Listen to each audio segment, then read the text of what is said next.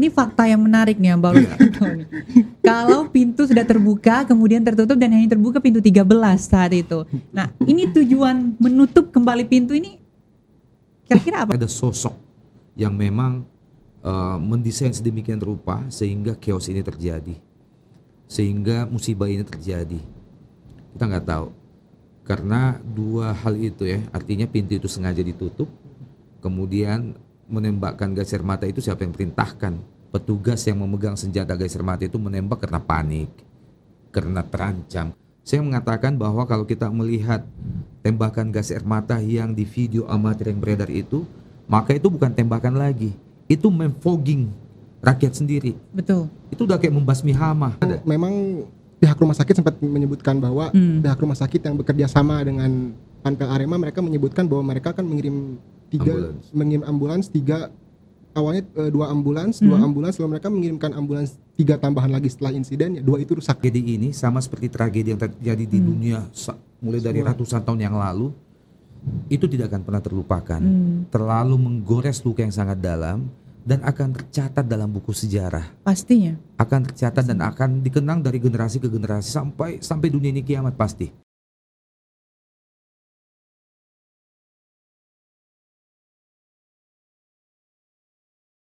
Halo semuanya, hari ini kita akan membahas suatu permasalahan yang lagi benar-benar fenomenal di Indonesia.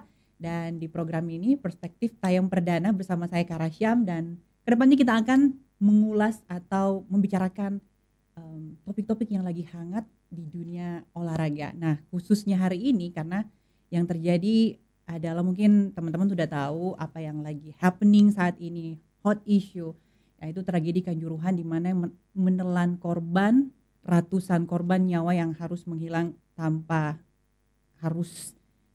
masih kita harus mencari siapa kira-kira. Sebenarnya kalau untuk mencari siapa yang salah dan siapa yang atau tidak salah itu bukan suatu hal yang perlu dicari pembenaran, tapi bagaimana kejadian ini bisa sampai tidak terulang lagi. Dan saat ini saya tidak sendiri, saya sudah bersama narasumber saya. Ada Bung Opan Lamarah. Halo. Sebagai pengamat sepak bola. Gimana Bung Opan kabarnya? Lama gak ketemu? Alhamdulillah, iya gak lama ya gak ketemu. Karena gak pernah kita datang main bola sih. Lama gak? Ini main bola nih, pemain bola juga. Lama ya gak main bola ya, bareng-bareng. Lama gak main bola bareng. Nah kemudian ada Bang Sandi sebagai wartawan sepak bola. Halo. Yang waktu itu ada di setelah itu ada kejadian ya. Nah, kita akan bahas itu, tapi sebelum kita masuk membahas itu, kita lihat mungkin dulu ya VT-VT-nya ini ada berita-berita yang mengulas tentang tragedi Kanjuruhan. Nah kita lihat nih, kita naikin dulu di berita statement dari Ketua PSSI dan LIB. Oh ini dia nih kita ke hasil sidang Komdis PSSI soal tragedi di Stadion Kanjuruhan Arema FC, didenda 250 juta dan berkandang dengan jarak 250 km. Ini sanksi yang diberikan kepada Arema ya, Arema bukan Aremania ya, Arema nih. Arema selaku sebagai klub. Sebagai klub. Ini tanggapannya seperti apa nih? Iya, ini statement yang ada kalau tidak salah hanya berselang 2 hari setelah tragedi Kanjuruhan ya. Betul. Ya. Nah, ini salah satu statement yang kita sayangkan pada saat itu sebagai pengamat. Kenapa? Karena ada 2 alasan. Yang pertama, ini tidak menyentuh substansi, ya. Ini langsung berbicara tentang hukuman, tentang denda, tentang pertandingan harus berjalan. Padahal belum ada kepastian kompetisinya apakah bergulir lagi atau tidak. Itu yang pertama. Yang kedua, statement ini juga sekaligus menunjukkan bahwa PSSI, terutama Komdis, tidak ada empati terhadap kejadian ini. Berselang 2 hari, bukannya mencoba untuk menyentuh substansi, terjun langsung melihat keluarga korban ke rumah sakit, memberikan tanggung jawab dan sebagainya, menunjukkan empati dan simpati, tapi ujuk-ujuk tiba-tiba bersidang hanya untuk semata-mata menghukum Arema. Ya, itu yang kedua. Oleh karena itu saya mengatakan bahwa statement ini statement yang ataupun tindakan ini tindakan yang ya memang domainnya mereka, hanya timing, situasi dan kondisinya tidak pas karena sekali lagi 2 hari sebelum itu ada 130 lebih nyawa yang melayang dalam satu malam, mengalahkan 20 tahun persepak bola Indonesia yang hanya, maaf pakai tanda kutip, hanya menelan 87 korban. Ini satu malam. Kemudian banyak keluarga, ratusan keluarga yang menangis, kehilangan orang yang tercinta. Betul. Kemudian dunia juga berkomentar negatif terhadap sepak bola Indonesia. Dan sidang serta statement tadi itu sekali lagi tidak menyentuh itu semua.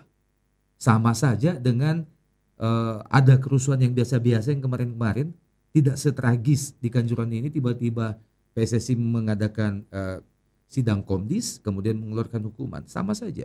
Padahal ini kan ratusan lebih. Artinya kita harus menyentuh itu dulu. Karena kita semua sepakat bahwa tidak ada kepentingan dalam sepak bola atau tidak ada kemuliaan dalam sepak bola yang lebih mulia, lebih berarti dari nyawa manusia. Oke, kalau Bang Sandi sendiri tanggapannya bagaimana? Ya memang kan bisa dibilang PSSI dengan mengadakan sidang seperti itu, meskipun di tengah kondisi seperti ini kan, itu memang mereka sempat mengatakan kan, dan kebetulan saya juga ada di tempat konferensi persnya, ya mereka mengatakan bahwa kita bergerak sesuai dengan football family. Tapi memang itu tidak on point. Kenapa? Karena memang kondisi di Malang saat itu kan orang-orang sedang berduka, ada yang kehilangan keluarga, ada yang anak yang menjadi anak yatim piatu, ada yang juga ayah kehilangan anaknya. Kenapa harusnya PSSI itu ketika mereka datang ke Malang, yang mereka dekati pertama kali adalah bagaimana korban ini harus diberikan pertolongan, diberikan semacam trauma, mengatasi trauma mereka. Kan bagaimanapun mereka kan awalnya mungkin niat menonton Persebaya itu untuk happy, untuk bersenang-senang, dan itu pun kan laga berlangsung ketika weekend kan. Tapi dalam satu malam itu tiba-tiba banyak nyawa melayang, mereka menyaksikan dengan mata kepala mereka sendiri membopong mayat. Itu kan adalah sebuah hal yang bisa menimbulkan trauma berkepanjangan. Harusnya mungkin sidang tetap harus dilaksanakan, karena panpel pun mungkin ya ada andil lah di sini kan, ada andil dalam menyebabkan hal itu terjadi. Cuman alangkah lebih baiknya sentuh dulu keluarga, pendekatan dulu lah gitu, pendekatan secara humanis gitu. Jangan langsung tiba-tiba sidang hukuman denda sekian-sekian, yang mana kompetisi pun sedang berhenti gitu. Betul. Dan kita tidak tahu kan kapan, betul kata Bung Opan tadi, bahwa kita tidak tahu ini kompetisi akan kapan bergulir lagi. Toh presiden pun belum memberikan lampu hijau. Betul. Nih selanjutnya kita lihat nih, kita naikin lagi. Selanjutnya ada berita ini apa lagi nih? Nah selanjutnya ini PT LB masih bungkam soal tanggung jawab tragedi Kanjuruhan. Walaupun sudah ditetapkan dirutnya sudah ditetapkan sebagai tersangka ya. Cuman itu bukan solusi, bukan sih menurut saya seperti itu. Kalau menurut Bung Opan seperti apa? Iya, jadi pemberitaan atau statement ini tanggal 5 Oktober atau 4 hari setelah tragedi Kanjuruhan ini, sebelum Direktur Utama LIB itu ditetapkan sebagai tersangka. Nah, ini yang kita sayangkan juga, hampir mirip dengan yang sebelumnya.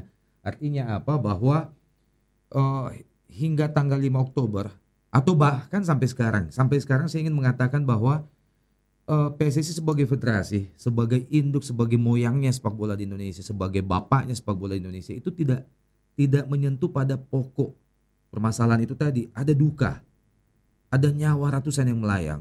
Ya, saya nggak tahu ya, apakah saya yang kurang membaca, mengikuti berita, tapi sampai hari ini saya tidak melihat sama sekali ada aksi-aksi nyata oleh federasi untuk menyentuh tragedi ini yang bisa membuat kita merasa, oh iya, udah PSSI sudah hadir.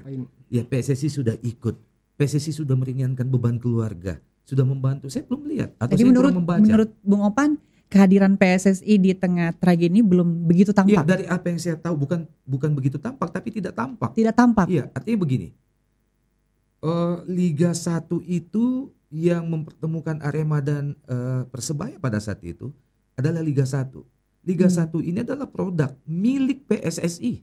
Betul. Bukan milik Menpora, bukan milik Presiden, bukan milik pemerintah Republik Indonesia, tapi ini milik PSSI. PSSI menugaskan kepada LIB sebagai IO-nya lah kurang lebih untuk menjalankan liga ini. Betul. Artinya sebagai pemilik produk, sebagai pemilik liga, sebagai bapaknya sepak bola Indonesia, ya gimana sih kalau kita mendapatkan musibah, anak kandung kita mendapatkan musibah, sebagai bapaknya ya kita turun langsung meringankan bebannya, peduli dulu dengan sepak bolanya. Apa, singkirkan dulu urusan sepak bolanya, ya kan? Urusan komdisnya, urusan siapa yang bersalah dan tidak bersalah, kesampingkan dulu. sentuh dulu orang yang jadi korban. Datangin dulu keluarganya, sampaikan duka mendalam dan sampaikan penyesalan. Bahkan yang kita tuntut lebih jauh adalah tampil di depan, menyatakan pertanggungjawaban bahwa sayalah sebagai ketua umum PSSI atau kamilah sebagai federasi yang bertanggung jawab. Minimal tanggung jawab moral loh. Karena yang saya bilang tadi depan, mereka adalah pemilik agenda ini, pemilik liga ini, mereka adalah bapaknya sepak bola dan otoritas satu-satunya persepak bola di Indonesia. Oke, baik. Kalau tanggapan Bang Sandi seperti apa? Ini menarik nih, tadi kan Bung Opan bicara tentang tanggung jawab moral ya. Betul. Tanggung jawab moral. Di sini mungkin PSSI lupa ya bahwa Liga 1 itu ya betul tadi Liga 1 itu adalah produk mereka, tapi saya pernah baca statement bahwa mereka benar-benar lepas tangan dan menyerahkan kesalahan kepada Panpel. Betul. Yang mana Panpel itu sebenarnya bisa mereka arahkan, bisa mereka ajak diskusi untuk menyelenggarakan pertandingan Liga 1 dengan baik. Tapi mereka malah ketika dalam kondisi sekarang malah melemparkan si sanksi ini ke Arema. Nih Arema yang salah gitu nih. Arema yang tidak bisa menggelar pertandingan dengan baik segala macam. Mereka lupa bahwa sebenarnya mereka itu bisa mencegah hal itu gitu. Mereka bisa mencegah hal tersebut lebih awal dengan cara apa ya? Mereka memberikan supervisi bahwa ini loh laga Arema Persebaya, mana mungkin kan mereka nggak tahu bahwa laga Arema Persebaya ini potensinya besar. Betul, bisa dibilang big match ya. Betul, itu big match. Dan mereka tidak memberikan arahan bahwa ini kita kasih pertolongan nih untuk rekomendasinya mungkin pengamanannya sebeginilah, protokol pengamanannya seperti ini. Sekarang mereka malah lupa bahwa dan nih kesalahan di Panpel Arema, padahal mereka juga kan giliran timnas atau klub berprestasi mereka tampil paling depan. Menyerahkan piala, ngangkat itu Bung Opan yang ngomong lah ya. Iya, Opan Lamar yang ngomong ya kan, paling depan. Giliran ada duka, ada masalah, ngumpet di belakang. Saya sempat menghubungi dari PSSI sendiri untuk minta statement atau datang hadir ke studio ini untuk ngobrol, untuk memberikan memberikan mungkin pembelaan atau statement. Cuman dari PSSI-nya menjawab yang hanya bisa menjawab dari ketum. Jadi dari nggak boleh humas, nggak ada boleh yang boleh memberikan statement. Jadi seperti itulah. Kalau mungkin ada nanti saya screenshot chatnya, tapi saya belum kasih ke produser. Ada, saya sempat ngobrol, kebetulan cukup dekat juga sama orang-orang mereka gitu kan. Mereka bilang, oh saya nggak bisa Kar. Sama ini aja.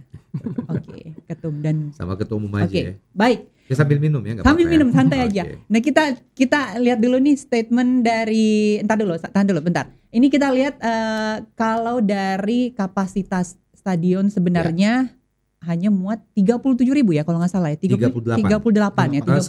Sebetulnya 42. Jadi kalau begini, pengakuan dari Panpel, saya nggak tahu juga bagaimana cara mereka menghitung kapasitas. Karena stadion itu tidak menggunakan single seat atau single chair. Nah, sebutlah kita percaya Panpel masalah kapasitas stadion. Mereka mengatakan kapasitasnya kalau tidak salah 44 atau 45 ribu. Mereka 45 ribu. Mereka mengatakan antara 45-46, tapi atas saran dari pihak terkait lainnya, dari kepolisian salah satunya, maka mereka menurunkan jumlah tiket yang diisut sebesar 3.000. Dengan demikian maka tiket yang mereka cetak hanya 42.000. Dan itu ludes. Habis terjual. Makanya laga Persebaya versus Bonek yang terjadi di Kanjuruhan 1 Oktober kemarin sekaligus jadi pemecah rekor. Jumlah penonton terbanyak yang hadir. 42.000. Oke, baik. Kita lihat dulu statement dari Ketua PSSI. Oke.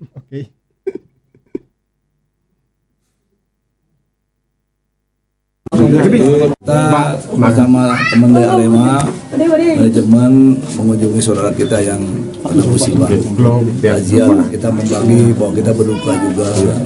Tentunya saya berharap keluarga tabah ini sudah terjadi dan kita doakan semoga almarhum baik ayahnya, anaknya atau suaminya kita diterima si Allah Subhanahu wa taala. Tentunya saya berharap husnul khotimah bagi beliau dan sekali lagi saya sampaikan federasi pasti akan melakukan investigasi yang sudah diumumkan tadi dan melalui keamanan itu ranahnya polisi sehingga dapat memastikan tadi apa yang terjadi di dalam stadion tersebut. Tapi yang jelas hari ini adalah kita menyampaikan duka cita mendalam dari saya selaku ketua federasi dan insan sepak bola di seluruh Indonesia. Nah, itu dia statement dari Ketum PSSI Iwan Bule yang mengatakan dia masih akan terus melakukan investigasi dan sempat juga menyambangi keluarga. Tadi kan katanya Bung Opan nggak ada sedikit pun nih rasa empati atau moral yang disampaikan kepada sekedar beranjang sana berkunjung seperti itu biasa itu banget. Bukan ya, bukan. Nothing spesial lah. Untuk seseorang yang kelasnya ketua umum Federasi Sepak Bola seluruh Indonesia, ini terlalu biasa. Baik. Pak Iwan Bule orang baik, saya tahu beliau orang baik.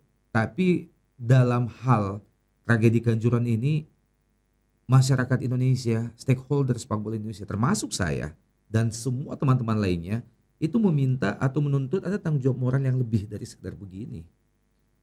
Dan harus seperti apa? Mungkin pertanyaan yang bagus. Pertanggungjawaban moral yang tertinggi adalah sesuai dengan petisi 44.000 per hari ini bagi Pak Iwan Bule mundur. Jadi harus mundur. Iya dong. Bentuk tanggung jawab moral tertinggi itu apa? Mundur. Kalau di Jepang, bentuk tanggung jawab moral tertinggi itu apa? Harakiri, bunuh diri. Tapi nggak mungkin disuruh bunuh diri kan? Di Indonesia. Kalau tanggapan Bang Sandi gimana? Bang Sandi gimana? Saya kan waktu di Malang pernah mewawancarai salah satu korban ya. Dan ada satu pernyataan unik yang dia lontarkan saat itu. Apa tuh? Saya nggak butuh menteri kesini, saya nggak butuh siapapun orang-orang petinggi kesini. Yang penting mereka harus bertanggung jawab. Anak saya tidak kembali, tidak apa-apa, itu takdirnya. Tapi tolong anak saya yang terakhir. Anak saya yang terakhir, dan saya tidak mau ada korban-korban lagi seperti ini, terutama dari para Aremania dan juga supporter lain. Nah, menurut Bung Opan tadi kan bahwa tanggung jawab terbesar adalah mundur. Tapi ya selain mundur pun, ya sebenarnya kan ya dia harus ada semacam inilah, misalkan turut untuk membenahi juga gitu, seperti apa kan ke depannya gitu kan. Bagaimanapun memang selama kepemimpinan Pak Iwan sendiri kan memang ya ada prestasi, tapi untuk tragedi ini ya mungkin dia harus bertanggung jawab lebih. Oke, ini kalau kita lihat balik lagi ya di berita tadi, kalau Arema sudah dikenakan denda, ini mungkin bukan menjadi solusi menurut saya ya. Ini pemandangan saya sebagai secara subjektif, ini bukan solusi gitu. Ini bukan solusi karena akan terjadi hal-hal seperti ini lagi kalau dari dalamnya tidak dibenahi. Bagaimana tanggapannya? Ya, yang bukan solusi maksudnya Kara tentang yang mana? Tentang denda yang tentang denda. Iya, itu terlalu cetek. Iya. Saya kan bilang tadi bahwa kalau kita hanya berbicara tentang denda, tentang punishment itu tadi, apa bedanya dengan kerusuhan-kerusuhan biasa yang puluhan kali terjadi sebelumnya di sepak bola Indonesia? Ini tragedi Kanjuruhan ini adalah extraordinary tragedi, bahkan di seluruh dunia. Karena ini terjadi di era modern, di zaman yang sudah serba canggih, teknologi sudah seharusnya mendukung kita sepenuhnya. Dan ini kejadian tunggal, artinya apa? Kita tidak bisa membandingkan ini dengan kejadian yang menelan korban di Peru 300 orang sebelumnya. Itu terjadi tahun bahula. Iya. Zaman Romawi kuno, tahun 50-60-an. Nggak ada teknologi saat Betul itu. Sekali. Peradaban manusia juga masih belum terlalu maju. Pada saat itu orang dengan gampangnya saling membunuh. Sekarang peradaban sudah terlalu maju, teknologi sangat canggih, dan ini milenial. Kemudian kita penyelenggaraan sepak bola ini masih kayak primitif. Stadionnya aja tidak single chair. Iya kan? Penggunaan VAR saja di Indonesia belum ada. Betul. Thailand, Malaysia sudah dari 2018. Iya kan? Kemudian metode pengamanan tidak berubah dari zaman dulu sampai sekarang, begitu-begitu saja. Pendekatan kekerasan lebih dominan. Terus apa yang kita berubah? Nah, perubahan apa yang kita bisa lakukan kalau kita hanya mengharapkan punishment kayak begitu tadi? Cuman denda, tidak boleh bermain jarak sekian kilo, nggak boleh ada penonton. Apa bedanya sama sebelumnya? Paling ini menelan 130.000 korban. Ya. Sekali lagi saya ingin menekankan begini, bahwa tadi nyambung dengan permintaan para keluarga. Saya setuju bahwa apakah dengan mundurnya seorang ketua umum PSSI itu serta-merta akan menyelesaikan masalah? Tidak. Tapi setidaknya mundurnya ketua umum PSSI itu menunjukkan dua hal. Satu, terhadap dirinya sendiri bahwa dia bertanggung jawab secara moral. Karena dia adalah bapaknya sepak bola Indonesia. Yang kedua, bagi korban dan keluarga korban, setidaknya itu menjadi pelipur lara.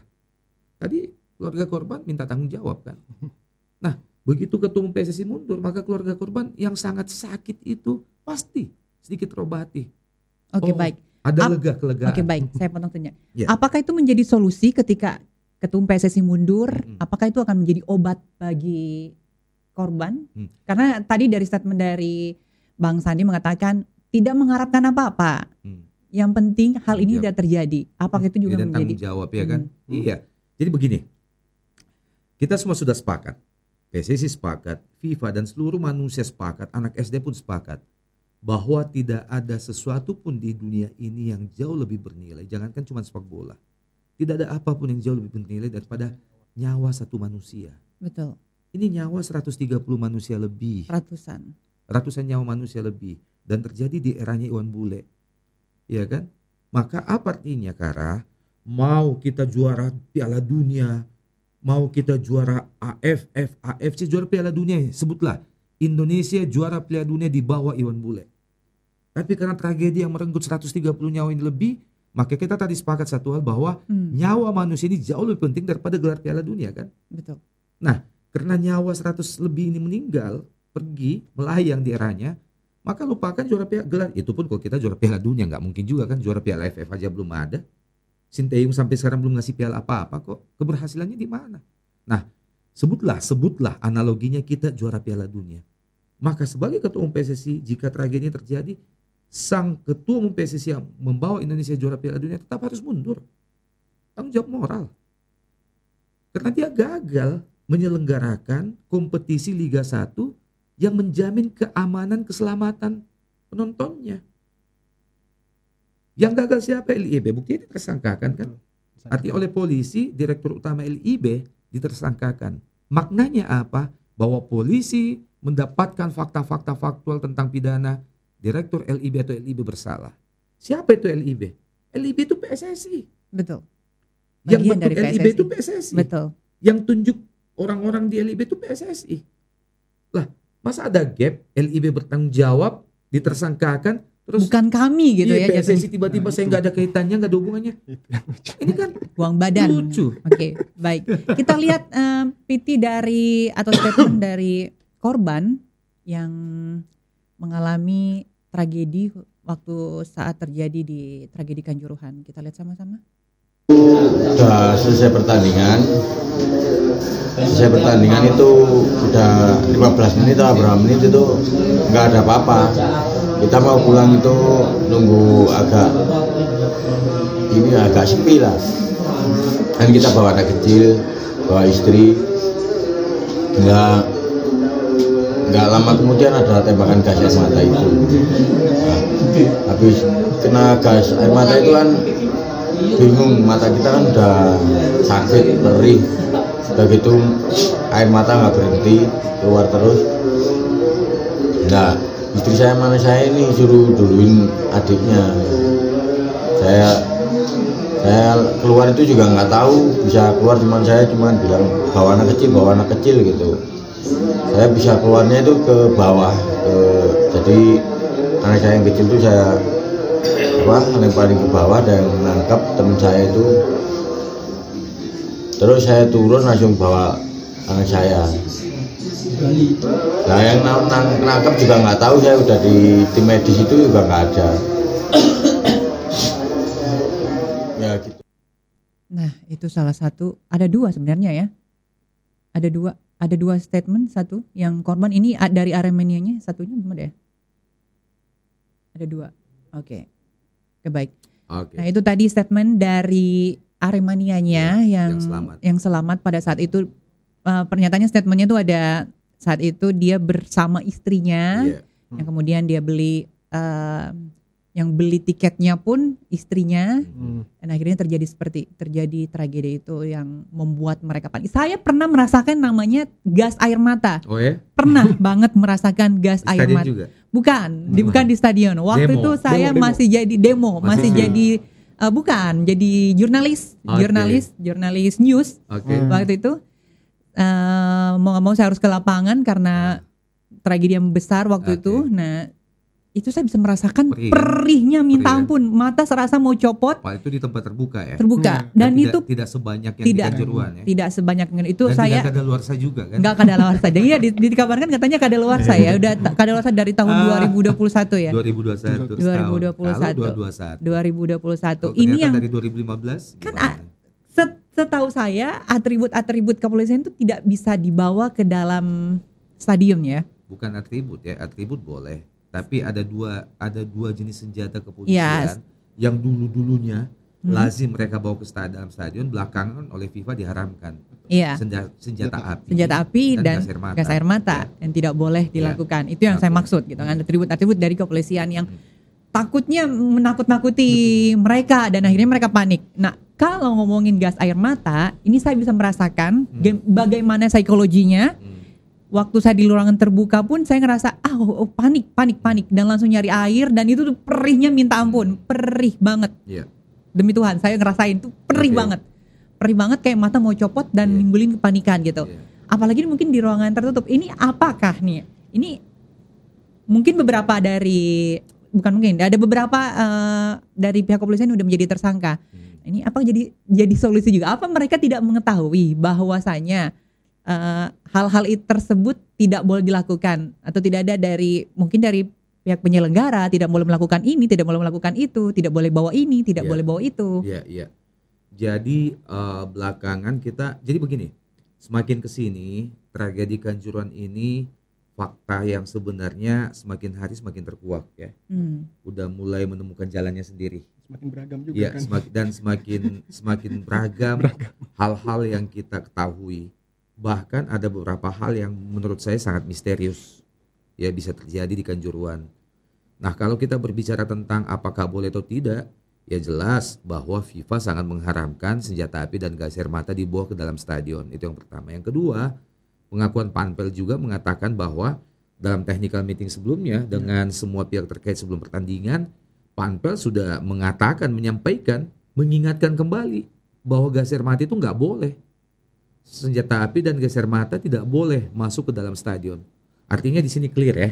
Pertanyaan tadi ke arah clear bahwa aparat keamanan sudah mengetahui tidak boleh bawa gas air mata ke dalam stadion. Nah, itulah saya menyambung dengan misteri yang saya sebut tadi, makin kesini makin terkuak. Ada dua yang agak misterius sekarang, bukan cuma sekedar senjata gas air mata. Yang pertama tentang gas air matanya sendiri. Ya, kalau sudah ditekankan oleh Panpel tidak boleh dibawa, kok masih dibawa? Tujuannya apa? Maksudnya apa? Tujuannya itu yang saya maksud. Toh penonton tamu nggak datang juga kan, cuma ada Aremania sendiri di stadion. Itu yang kedua. Pertama, yang kedua misteri tentang pintu stadion yang salah satu yang disalahkan bahkan oleh Pak Jokowi menyalahkan tangga dan pintu. Ya. Tangga dan pintu. Yang terlalu curam dan terlalu sempit katanya. Padahal Kanjuruhan ini dari tahun 95 kalau nggak salah ya, 95 itu selesai dibangunnya keadaannya udah begitu. Dan hingga 1 Oktober udah menjadi tuan rumah untuk sekian ratus pertandingan sepak bola di semua jenjang. Iya kan? Nah, apakah tangga yang curam itu dan infrastruktur stadion memang kurang layak, tapi tidak sampai membunuh penonton dari tahun 95, baru kali ini terjadi. Yang sebelumnya 2018 hal yang sama terjadi, menelan 1 korban nyawa ya. Waktu itu juga ada aparat melepaskan gas air mata mengakibatkan kepanikan. Nah, misteri yang kedua itu tadi masalah pintu. Kenapa? Karena dalam press conference Ketua Panpel beserta klub Arema dan juga ada saksi Aremania di dalam press conference itu sekitar 4 hari yang lalu, mereka menyatakan bahwa memang agak mengherankan mereka menjalankan SOP seperti biasa. Antara menit 80, 85 atau 5 sampai 10 menit sebelum laga berakhir, semua pintu sudah dibuka katanya. Tapi yang mengherankan adalah pada saat tragedi atau chaos terjadi di dalam stadion atau beberapa menit setelah pertandingan selesai, kok tiba-tiba pada mau selamatin diri pintu ketutup. Nah, ini sesuatu yang sangat misterius juga ya kan. Sementara peraturan kalau tidak salah 5 menit setelah tadi saya udah ngomong pertandingan. Artinya Panpel memberikan statement bahwa mereka sudah menjalankan SOP. 5 sampai 10 menit sebelum pertandingan berakhir mereka sudah membuka semua stadion. Dan itu sudah sering mereka lakukan di pertandingan sebelumnya. Nah, yang mengherankan itu ini kesaksian dari Aremania yang lolos dari maut ini. Waktu dia keluar kan begini, kan udah banyak, udah puluhan ribu yang udah berhasil keluar dengan normal. Begitu pertandingan selesai, bahkan beberapa menit sebelum pertandingan berakhir, karena mereka kecewa kalah, ada yang udah mulai berbondong-bondong meninggalkan stadion keluar. Pertandingan selesai makin banyak yang berbondong-bondong, jauh lebih banyak yang sudah meninggalkan stadion pada saat itu.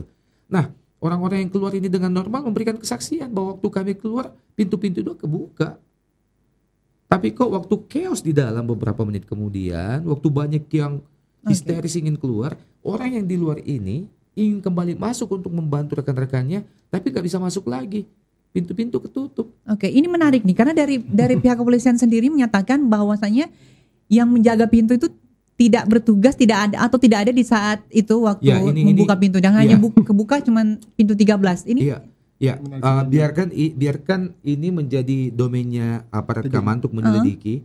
Tapi saya berbicara berdasarkan atas pengakuan orang yang berada dan melakukan gitu. Mungkin dari Bang Sandi sendiri sebagai wartawan sepak bola yang mungkin berada di sana dan ketemu, ini tanggapannya gimana nih?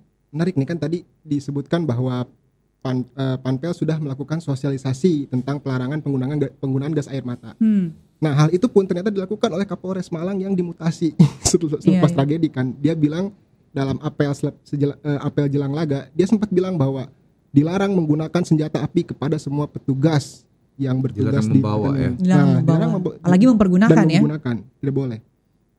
Tapi faktanya pada akhirnya kan tetap dipakai kan. Itu pun menjadi misteri tuh. Bagaimana si gas air mata ini bisa masuk ke situ dan juga dipakai oleh pihak kepolisian gitu. Apakah kalau memang kan dalam beberapa analisis yang dilakukan juga, memang sepertinya polisi ini masih menggunakan perkap untuk menangani demonstran, bukan untuk menangani supporter sepak bola kan. Jadi akhirnya mereka membawa gas air mata itu gitu, dan itu mengakibatkan banyaknya korban jiwa yang melayang di Kanjuruhan kemarin gitu. Dan juga bicara tentang misteri tadi kan juga ini saya sempat ketemu saksi juga nih. Dan ini saksi yang saya temui secara tidak sengaja. Dia nonton di Tribun Selatan pintu 10 saat itu. Dia mengatakan kepada saya bahwa, "Wah Mas, waktu itu saya bisa kok Mas keluar, pintu tidak tertutup kok." Di pintu 10? Pintu 10, menit 93.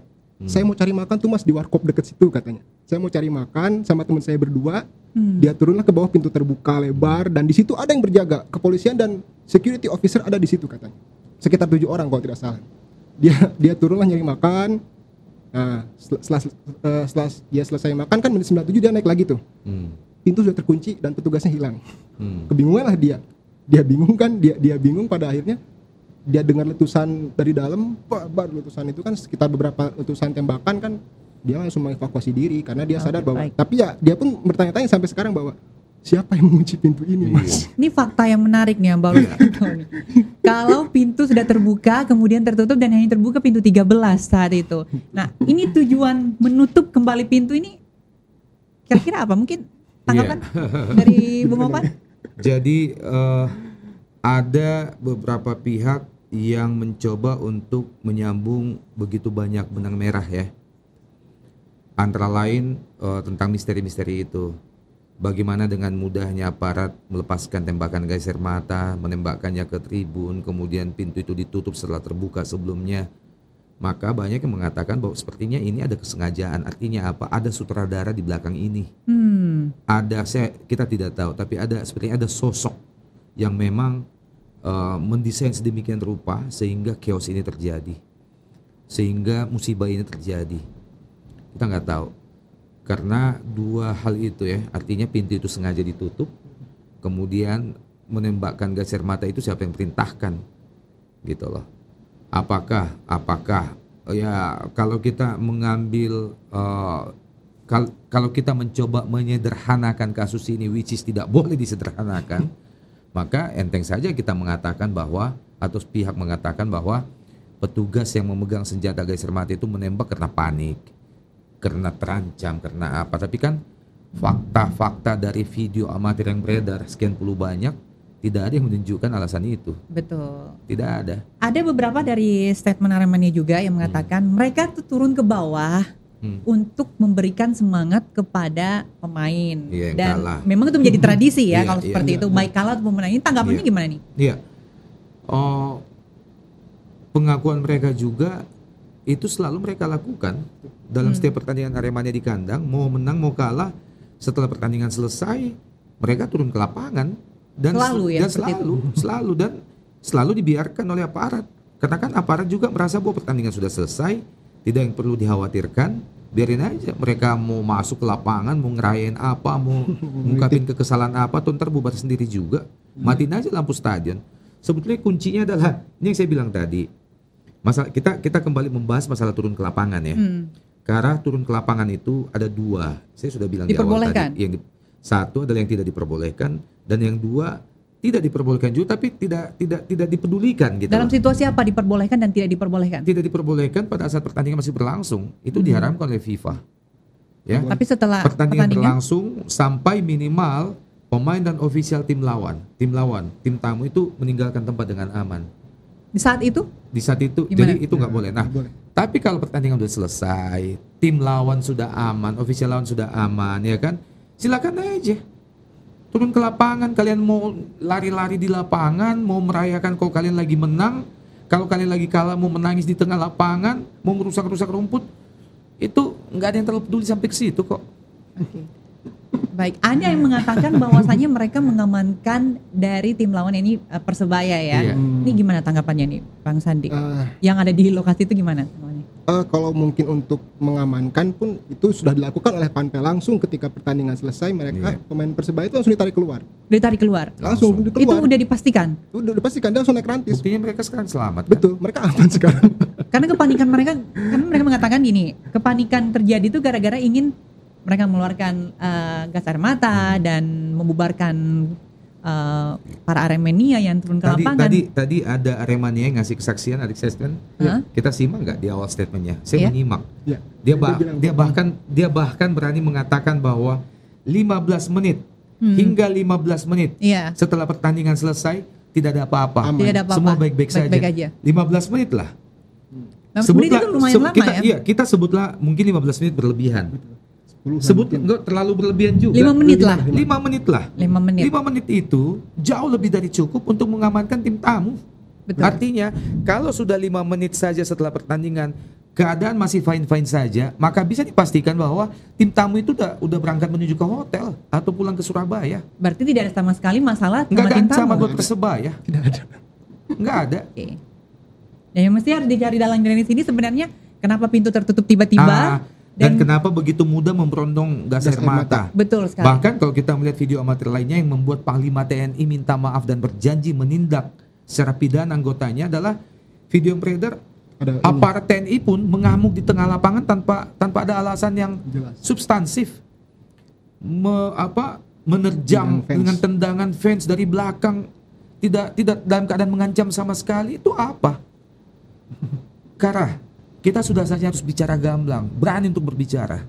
Karena kita hanya bisa begitu. Kalau tidak, negara dan sepak bola kita akan makin hancur. Katakan yang salah-salah, jangan takut. Gue gak pernah takut, gue gak ada kepentingan. Tapi kalau mereka benar, kita ngomong benar. Nah, video amatir yang beredar itu coba nunjukin apa alasannya tiba-tiba oknum TNI menerjang penonton dari belakang. Masih bagus tuh kalau anak itu tidak patah tulang belakangnya. Tulang belakang ini jatuh saja satu kali, kemungkinan untuk kita saraf seumur hidup. Betul. Besar loh. Tulang ekor saja kalau jatuh pantat kita bisa lumpuh seumur hidup. Dan efeknya tidak langsung 1-2 hari. Yang diterjang itu bisa efeknya 2-3 bulan kemudian atau bahkan 1-2 tahun kemudian. Perlahan dia lumpuh. Terjangan sepatu laras loh. Pukulan oleh aparat yang terlatih untuk menendang menggunakan sepatu laras dari belakang tanpa perlawanan, tanpa anak itu siap. Ini kan biadab. Betul. Ini yang kita nggak boleh perhalus. Betul. Gitu loh. Dan saya setuju. Saya akui bahwa kenapa TNI selalu dekat dengan rakyat, karena kayak begini saja panglimanya langsung ngomong. Itu tidak boleh. Itu biadab. Saya akan tindak tegas anak buah saya dan itu pidana. Ini yang kita butuhkan. Itu namanya tanggung jawab moral, Kara. Dia tidak menunggu, sang panglima tidak menunggu penyelidikan dulu, belum tentu anak buahnya bersalah. Betul. Bisa aja ada penyebabnya sebelum itu. Jangan lihat video dong.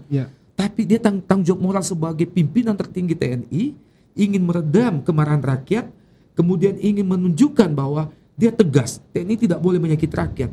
Maka dia ambil tanggung jawab itu sebelum penyelidikan ada. Baik, kita lihat lagi nih Viti dari korban yang juga mengalami dan keluarganya yang meninggal. Mereka berdua sama keluarganya atau bersama keluarganya ke lapangan dan keluarganya meninggal. Kita simak sama-sama. Matanya masih merah nih, gas air mata. Ini kapan Viti ngambilnya? Tanggal berapa? Ini tanggal berapa ya? Pak Kontri soalnya. Yang narik saya saya udah lemas itu. Akhirnya saya jatuh. Mudah-mudahan ada video yang lebih parah dari ya. atas Yang 2 hari itu. ini diungkap itu. Dari atas yang saya matanya merah banget. dipindahkan sama orang, coklat, ditaruh ke bawahnya kamar mandi. Ada yang sebelahnya kamar mandi itu. Orang gila, akhirnya itu saya dikasih air putih bisa. Atau anak kecil yang kehilangan kedua orang tuanya. Akhirnya saya ngambil sepeda, sudah itu ngambil sepeda pun itu saya tidur lagi, gak kuat itu. Begitupun dikasih sama penjual sosis sama itu dikasih air putih saya. Yang Mas Iqbal rasakan waktu itu apa, Mas? Sakit, kepala itu perih dan kena gas air mata itu kalau dihisap itu batuk. Nah, itu dia statement. Persis seperti yang saya bilang, itu mata perih dan pasti panik. Matanya masih merah itu ya. Mungkin karena efek dari gas air mata yang masih yang udah expired mungkin juga ya. Dan juga mungkin daya zatnya kuat kan. Iya. Kan kalau dari video yang beredar yang bikin heboh itu, saya di hari pertama tanggal 1 kan kejadian.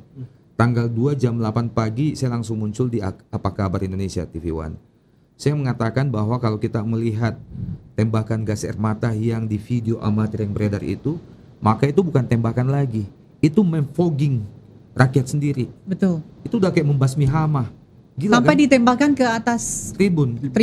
Tujuannya apa kira-kira itu? Asapnya itu gila. Asap bakar sampah saja sedemikian padatnya udah bikin kita sesak nafas, apalagi gas air mata. Apalagi dalam stadion. Iya. Kan? Gimana tanggapannya, Bang Sandi? Polisi kan bilang bahwa mereka tidak menampik ya, mereka menembakkan gas air mata. Cuma 11 itu bukan jumlah, itu kan bukan jumlah yang sedikit ya. Cuma 11. Satu aja tuh udah dalam stadion tuh bener-bener. Iya. Kan cuma 11 dan kita kan nggak tahu itu. Kan ada juga beberapa temuan kemarin waktu saya di Malang itu yang menyebutkan bahwa gas air mata yang ditembakkan di Kanjuruhan pada saat Sabtu 1 Oktober itu zatnya lebih kuat. Warnanya itu entah warna hijau atau warna merah gitu. Yang ya dia bisa memberikan efek yang seperti itu, mata merah. Bahkan beberapa korban yang saya sempat lihat di rumah sakit ada yang mukanya biru, hijau, gitu. Ini yang masih jadi misteri nih, kenapa polisi sepanik itu mengeluarkan gas air mata gitu?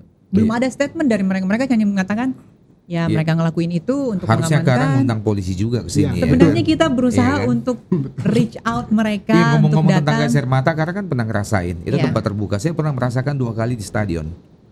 Itu gas air mata di GPK. Liga Kansas, kemudian pernah Persib lawan Persija di final Liga Indonesia. Padahal pada saat itu GBK yang sedemikian besar pada saat itu masih berkapasitas 114.000 penonton, belum seperti sekarang. Kemudian gas air mata yang waktu itu katanya akhirnya masih ada jejak digitalnya, ada kok. Pengakuan polisi jatuh tidak disengaja. Itu hanya 1 biji. Dan seisi stadion GBK itu perih matanya. 1 biji. Waktu itu saya di tribun di bawahnya VIP, kemudian kalau nggak salah gas air mata itu jatuhnya di hampir belokan dekat-dekat gawang lah. Artinya jaraknya itu sekitar 100 meter ke tribun itu, dan saya merasakan perihnya. Betul. Kita saling mulai agak panik nyari air mineral untuk kita siram, kita basuh. Betul apalagi sekali. Ini pengakuan polisi ya? resmi itu pengakuan polisi. Betul. Tapi dari lapangan Mas Andi. Sebentar, karena pernah baca pemberitaan Washington Post. Itu. Yang itu saya sebut. Investigasi wartawan Washington Post mengatakan bahwa ada 40. Ini fakta baru. Tembakan gas air mata ini fakta 2 hari yang lalu. Kemudian inilah yang dibantah oleh polisi. Makanya polisi mengeluarkan statement mengatakan 11. 40. Nah, 40 ini pun masih berdasarkan analisa dari investigasi Washington Post melalui video yang beredar. Jadi sisi begini dia lihat berapa kali letupan, video lagi dia dapat dari sisi sini berapa letupan. Dia hitung tuh, gitu. Nah tapi sebutlah kita percaya Polri bahwa hanya 11. Kita bandingkan dengan yang saya bilang tadi, hanya 1 yang terjatuh tidak disengaja ditembakkan di GBK itu saja udah bikin perih mata, mata ya. Apalagi di 11 di stadion yang kapasitasnya 3 kali lipat lebih kecil dari GBK. Betul. Dan saat itu penuh. Nah, silahkan disimpulkan sendiri aja. Baik. Ini saya pernah merasakan bukan gas air mata, tapi petasan. Biasanya setelah selesai atau ada beberapa semprotan merica, ada semprotan merica. Petasan-petasan yang mengeluarkan di tas kamu kan selalu ada semprotan merica kan? Nggak punya. Oh, nggak ada. Itu aja langsung kalau ini. Menjaga diri. Petasan ajaib di dalam stadion itu bisa membuat mata kita agak perih. Iya, asap. Nggak usah petasan apa-apa deh. Orang bakar sampah aja. Iya, karena dia kita sesak tutup, ya kan. Ya, betul atau sekali. Kadang-kadang di kompleks rumah saya ada pengumuman dari RW fogging, demam berdarah besoknya. Itu kita kosongin rumah seharian. Oke. Ini ada statement juga dari Aremania yang mengatakan, dari kepolisian mengatakan bahwasanya ditemukan sejumlah minuman keras yang ada beberapa minuman keras yang masih ada 46 botol miras oplosan di sekitar Stadion Kanjuruhan. Ini disinyalir bahwasanya dari Aremania yang membawa. Padahal mungkin pada saat masuk ke dalam, karena saya sering juga masuk ke stadion, itu korek api saja itu disita. Iya. Jadi saya dulu oke begini. Saya sekali lagi mencoba untuk elaborasinya statement tadi ini dengan pengakuan dari Panpel. Seperti yang Kara sampaikan barusan bahwa Panpel mengatakan mereka memastikan memasuki pintu stadion dari Kanjuruhan hal-hal yang dilarang seperti botol, minuman keras, bahkan senjata tajam dan sebagainya itu mereka pastikan tidak ada yang lolos masuk. Itu yang pertama. Yang kedua, memang akhirnya banyak juga video yang beredar menunjukkan Aremania minum minuman keras sebelum mereka ke stadion. Nah, terlepas dari itu adalah hak pribadi, jika ini benar ataupun jika ini tidak benar, nggak ada yang masuk stadion, tetap kita sayangkan, ya. Janganlah, karena kita tahu pengaruh minuman keras nggak cocok untuk kita berbondong-bondong menuju ke tempat kerumunan massa, cenderung untuk kita eksplosif, lebih emosional, lebih labil, gampang marah dan sebagainya. Jadi jangan. Tapi sekali lagi kita harus memisahkan bahwa poin penonton turun ke lapangan, poin ada miras yang ditemukan, poin Panpel bersalah, jangan kita kaitkan sebagai penyebab utama dari tragedi. Harus kita mencari-cari. Iya. Jadi akhirnya seperti pihak-pihak yang harusnya bertanggung jawab ini sibuk untuk mendesain atau mencari-cari alasan. Mencari kesalahan. Mencari-cari alasan yang bisa dikambing hitamkan. Betul. Janganlah. Karena kita udah cerdas kok, Kara. Tapi ada statement juga dari Ketua Aremania mengatakan bahwasanya tidak ada. Mereka bisa menggarantikan, memastikan bahwa tidak ada. Saya sudah bilang tadi bahwa pernyataan Panpel mengatakan mereka memastikan tidak ada satu botol miras pun yang lolos masuk ke dalam, karena mereka melakukan penggeledahan badan setiap penonton yang masuk ke stadion. Gitu. Nah, tapi sebutlah itu ada, tapi kan saya sudah berulang kali mengatakan bahwa jangan kita menyederhanakan tragedi yang merenggut 130 nyawa lebih ini dengan mencoba mencari-cari kambing hitam yang ya memang ada relevansinya tapi bukan penyebabnya. Udahlah, penyebabnya ini adalah tembakan gas air mata kok. Sebutlah misalnya bukan gas air mata itu yang mengakibatkan langsung orang mati, tapi itulah yang menjadi penyebab utama timbulnya kepanikan. Gitu. Betul sekali. Iya kan? Betul. Karena kalau sudah ngerasa mata perih itu saya bilang saya yang di ruangan terbuka aja itu panik. Iya. Saya kalau kita harus menyalahkan Panpel, ya Panpel bersalah karena bagaimanapun mereka adalah penanggung jawab utama. Ya, saya ada dua aspek yang saya salahkan Panpel. Yang pertama adalah kok mereka tidak mematikan lampu stadion cepat-cepat. Iya kan? Iya, betul. Gitu loh. Biasanya kalau kita nonton di stadion, apalagi kalau sudah sampai ini kenapa dibiarin nyala terus tuh lampu sampai 30 menit kali. Sampai kita bisa menyaksikan orang pukul-pukulan apa. Biasanya kalau kita di stadion bahkan GBK hanya berselang 5 sampai 10 menit kemudian satu-satu lampu udah mulai dipadamkan tuh. Itu yang pertama. Yang kedua, masalah pintu itu. Kan, itu yang masih menjadi misteri. Itu kan tanggung jawabnya Panpel. Steward security officer punya tanggung jawab untuk memastikan bahwa itu terbuka dan harus dijaga selalu terbuka kalau pertandingan udah selesai. Jadi Panpel juga enggak bisa langsung mencoba mencari kambing hitam. Siapa yang nutup? Pokoknya itu tanggung jawab Panpel juga. Kok kalian enggak jaga pintu itu sampai memastikan semua orang udah keluar dengan selamat? Gitu loh. Ya. Baik, mungkin ada lagi berikutnya berita-berita yang terupdate bisa dinaikkan? Ini apa nih? keuntungan miliaran rupiah penjualan tiket di balik tragedi Kanjuruhan. Jadi di balik ini nih ada keuntungan yang diraup dari panitia pelaksana atau dari Aremania yang ludes menjual tiket dan dikabarkan tidak ada satupun fans dari Persebaya atau bonek yang datang ke Arema. Ini gimana nih Aremania? Silakan. Ini kembali kan nyambung tadi yang Bung Opan ya, yang soal miras segala macam. Ini kan sebenarnya bukan hal yang poinnya bukan di situ gitu. Ini nggak on point gitu. Keuntungan mana-mana nih ya. Karena keuntungan tiket miliaran kan mungkin bisa terjadi di pertandingan lain. Persija juga mungkin Persija baik itu di GBK maupun di Bandung kan juga mungkin bisa menghasilkan keuntungan serupa gitu. Nggak di saat itu katanya, itu bukan. Ya kan penonton banyak yang datang, tiket ludes itu kan pasti adalah keuntungan sebanyak itu kan. Tapi ya memang ini bukan poinnya bukan di keuntungan penjualan tiket ya kan sebenarnya. Kembali kan masalah utamanya adalah bagaimana gas air mata ini bisa terlempar dan bagaimana pintu terkunci sehingga tidak ada yang bisa keluar, kepanikan pun tercipta. Sebenarnya kayak gini tuh ya lucu juga sih sebenarnya. Itu yang saya bilang, mencari-cari alasan, mencari kambing hitam, mencoba menyederhanakan masalah, padahal faktanya 130 lebih nyawa melayang, ya kan? Kalau kita nggak usah ngomong tentang sepak bola deh, di sepak bola Indonesia kan tidak pernah ada kejadian setragis ini, tidak pernah. Kita ngomong hal yang lain lah di luar sepak bola. Terakhir nyawa sebanyak ini terenggut itu saat bom Bali. Kemudian kita tarik lebih jauh ke belakang, mungkin ke biadaban Westerling ya, di Sulawesi Selatan, zaman penjajahan VOC Belanda. Artinya apa? Udahlah, nyawa bangsa kita melayang semudah itu dalam satu malam.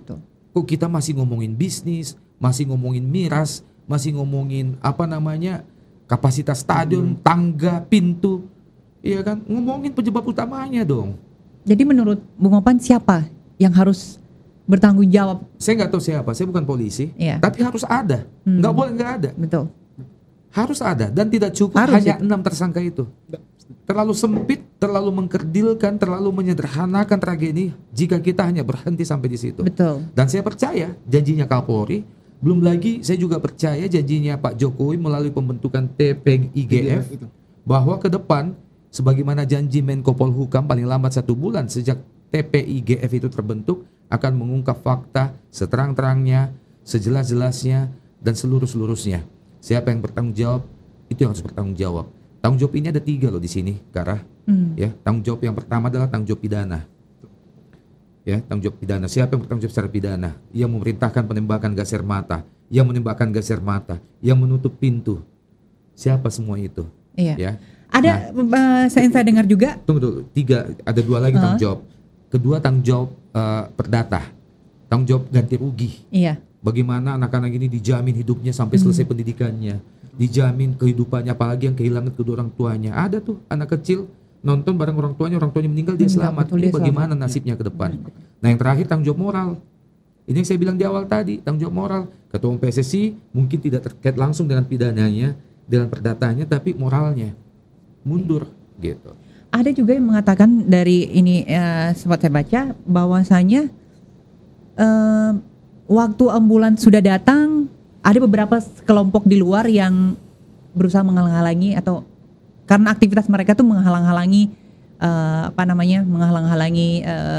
dari ambulans itu datang gitu, dan akhirnya juga di luar ada gas air mata. Ini gimana tanggapannya, Bang Sandi?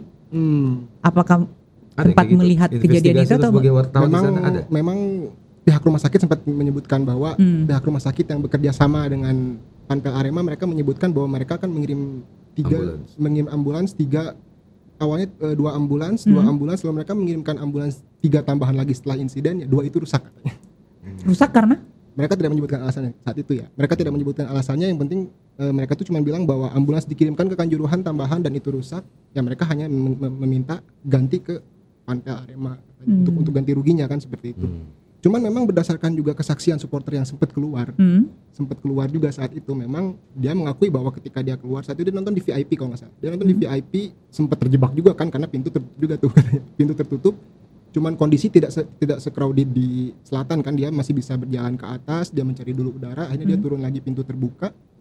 di luar pun itu ternyata emang ada gas air mata. Di luar pun ada gas air mata yang dilemparkan dan dia pun tidak tahu kan siapa yang melemparkan saat itu. Ya pasti dari kepolisian, nggak mungkin dari. Iya kan yang punya gas air mata. Yang punya gas air mata itu yang saya bilang atribut dari kepolisian kan gas air mata dan senjata kan. Iya. Nah memang saat itu kan kondisi di luar ramai. Nah memang ya tidak bisa ketika memang kondisi ramai seperti itu kan ya banyak massa seperti itu kita tidak tahu nih kan kalau udah bicara psikologis massa kan ya mungkin ada yang memang niatnya sudah mau pulang atau ada niatnya masih kesal atau seperti apa gitu, seperti itu. Memang tapi kalau ambulans rusak, pihak rumah sakit mengakui bahwa ada 2 ambulans mereka yang rusak dan sekarang lagi proses ganti rugi gitu. Oke, jadi terungkap ada fakta-fakta yang baru bahwasanya pintu tertutup yang tadinya terbuka kemudian tertutup lagi dan disisakan cuma satu. Kemudian gas air mata kadaluarsa. Gas air mata kadaluarsa. Ya, kemudian gas air mata padahal tiap tahun Polri dapat anggaran beli gede gas air mata. Puluhan miliar hanya untuk gas air mata. Gas air mata disemprotkan di mana-mana gitu di dalam stadion. Dan bukannya membubarkan pada saat itu matiin lampu atau bagaimana, tapi malah melakukan aksi tersebut. Dan yang paling ini lagi di luar stadion pun terjadi kerusuhan yang chaos kan jadinya. Yang chaos benar-benar yang Arema jadi ngamuk-ngamuk. Seakan-akan ini Arema nih yang benar-benar ngamuk gitu. Gitu. Kalau tanggapan dari Bang Sandi, apakah yang dilihat di lapangan seperti apa tuh? Mungkin berdasarkan juga beberapa kesaksian orang-orang yang beberapa saya wawancarai di sana pun ya memang kondisi memang tidak bisa dipungkiri ya, setelah laga memang masih chaos, apalagi kan ada pengaruh gas air mata juga kan, mereka ingin menyelamatkan diri gitu. Cuman memang yang jadi sorotannya adalah saat itu memang proses evakuasi yang sangat sulit sekali. Mungkin ya pihak rumah sakit itu mengakui bahwa saat itu kaget, malam-malam tiba-tiba mereka sedang piket kedatangan banyak korban. Tengah malam kan. Tengah malam mereka lagi bersantai gitu kan, istilahnya lagi hari Minggu pula ya. Betul. Iya. Mereka tiba-tiba kedatangan hari Sabtu. Hari Sabtu itu mereka malam Ya, Minggu kan lagi kedatangan banyak lagi bersantai, kedatangan banyak korban ya. Kalau dibilang chaos mungkin memang karena penonton banyak yang keluar, mungkinnya karena mereka juga dalam artian kan ingin menyelamatkan diri ya, menyelamatkan diri setelah apa yang terjadi di dalam seperti itu.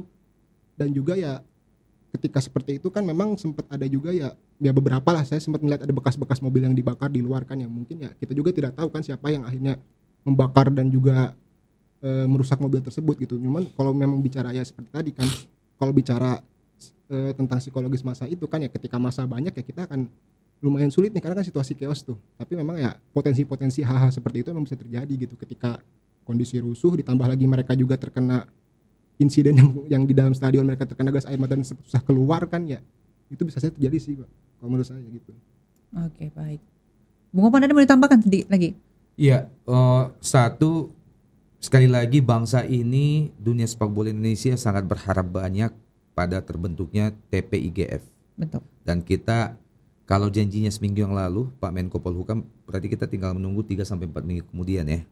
Apa yang berhasil diungkap dan didapatkan oleh TPIGF.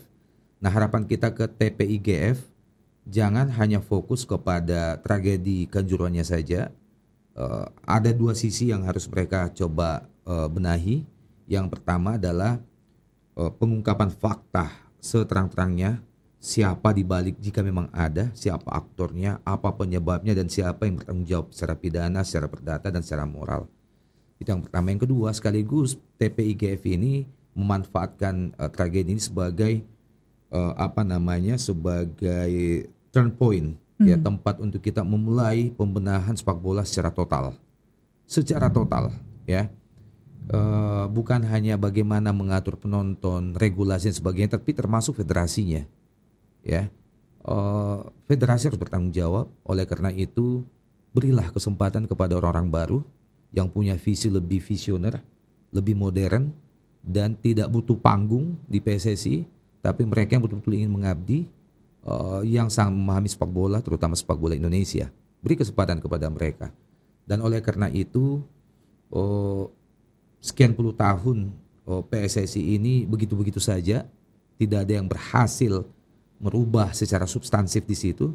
Orang-orangnya yang ada dari tahun ke tahun ini saja, maka ya kita berharap kedatangan FIFA nanti bisa menemukan solusi, ada dialog antara presiden, pemerintah kita dan FIFA untuk saling memberikan masukan yang tujuannya adalah merubah persepak bolaan kita secara lebih fundamental.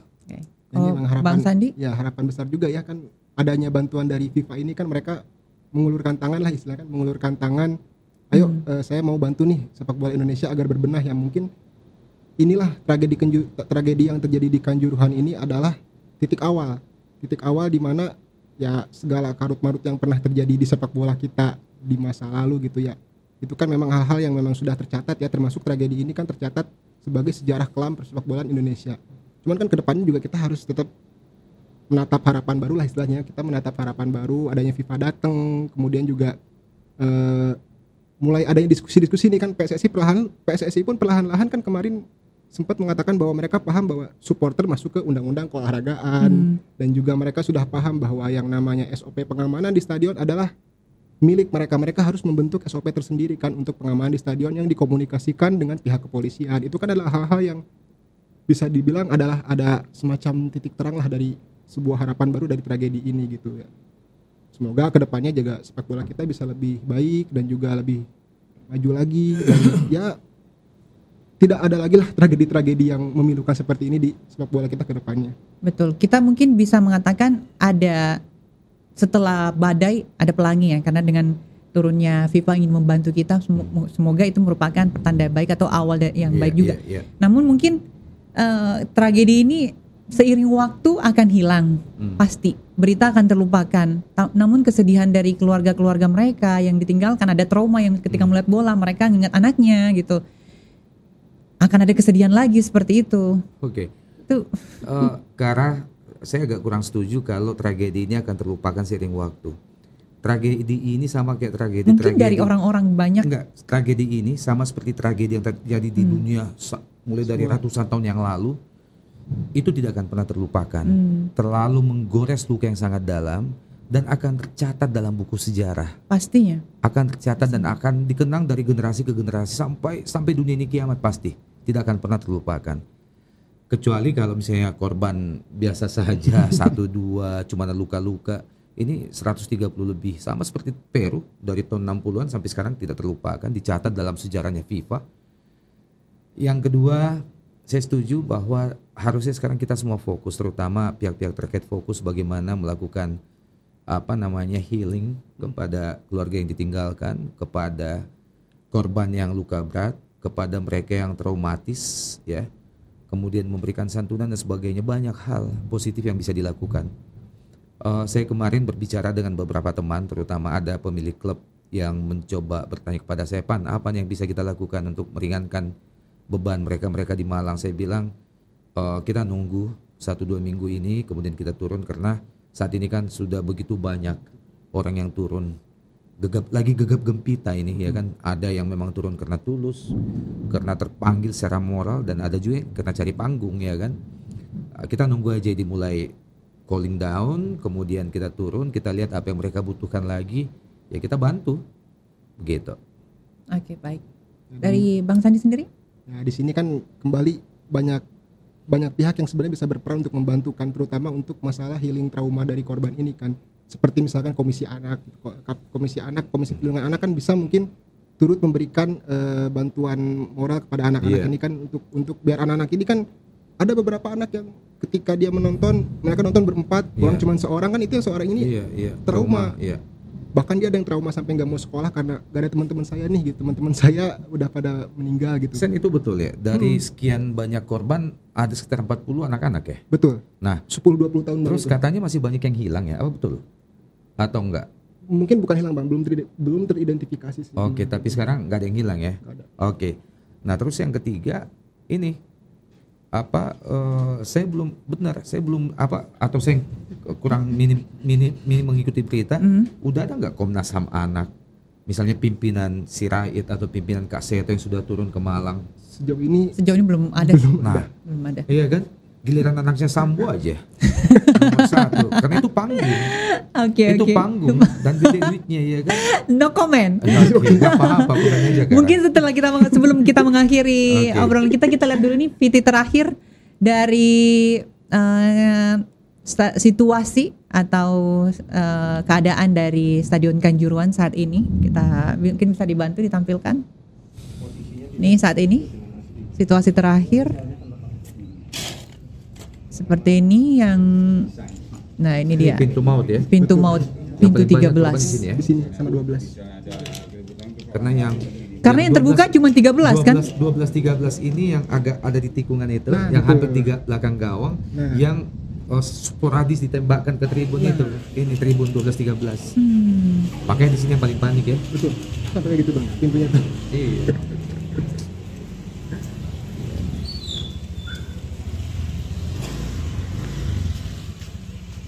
Gila ya. Itu dia. Nggak tega loh. Merinding. Bisa Merinding. kebayang tuh gimana kalau di Merinding. situ ada salah satu dari adik kita, anak kita, aduh. Saya waktu ngeliat ini malam-malam Ini shock. sebangsa setanah air Ya, aja kita ini kayak gini. mungkin saja saya lagi mimpi itu lihatnya, tapi ternyata bukan mimpi, ini terjadi beneran. Ratusan orang. Iya. Baik Bung Opan, terima kasih banyak sudah hadir di sini. Bang Sandi, terima kasih banyak sama-sama. udah Ya. ngobrol-ngobrol. Nanti kita ngobrol-ngobrol lagi dan mencari tahu kira-kira Iya. siapa dalam. Nanti siap-siap ya Kara, Sandi dan juga beberapa teman kita ajak untuk mungkin 1-2 minggu ke depan apa yang harus kita bisa lakukan untuk membantu Betul. meringankan korban dan keluarganya ya. Oke, Oke. baik. Ide yang sangat bagus. Oke. Baik. Terima kasih semuanya. Sama-sama. Terima kasih sudah Terima datang kasih, dan Kara. hadir Kita sudah dalam diundang. program Terima kasih. saya di Perspektif. Sampai ketemu lagi. Sama-sama. Thank you. Makasih. Baik. Sen, thank you. Sampai jumpa. Bye bye. Bye.